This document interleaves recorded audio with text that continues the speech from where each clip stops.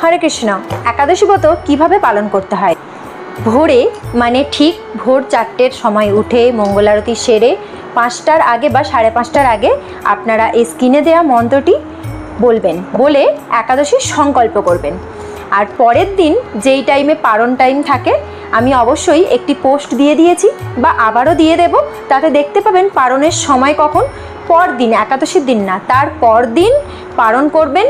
যেই সব জিনিসগুলো আপনি বর্জন করবেন একাদশীর দিন, সেই সময়তে ওই পারণ টাইমে আপনি জগন্নাথপুরীর মহাপ্রসাদ দিয়েও পারণ করতে পারেন, অথবা বাড়িতে বানানো যে কোনো কিছু অন্ন বা পঞ্চরবি শস্য এগুলো ভগবানকে নিবেদন করে তারপর আপনি প্রসাদ রূপে পালন করতে পারেন। অবশ্যই একাদশী ব্রত ভালো করে পালন করুন।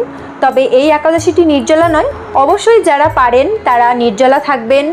যারা ফল জল এই সমস্ত প্রসাদ পেয়ে একাদশী করেন, এই সমস্ত প্রসাদ পেয়ে একাদশী করবেন। না হলে আপনারা অনুকল্প প্রসাদ পেয়েও কিন্তু একাদশী ব্রত পালন করতে পারেন। তবে অবশ্যই একাদশী ব্রত সকলকে পালন করা উচিত 8 থেকে 80 পর্যন্ত। হরে কৃষ্ণ, হরি বল।